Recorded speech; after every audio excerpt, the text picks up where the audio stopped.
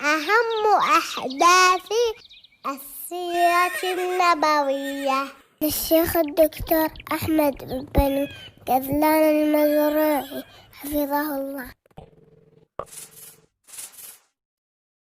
بعثة النبي صلى الله عليه وسلم، ونزول سورة العلق اقرأ، وتعليمه الوضوء والصلاة.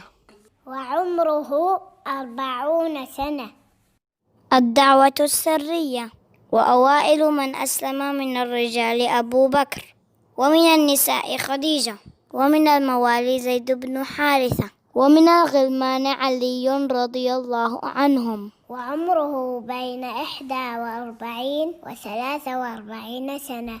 القيام بالدعوة الجهرية. وعمره 44 سنة. الهجرة إلى الحبشة. الهجرة الأولى عددهم 12 رجلا و4 نسوة.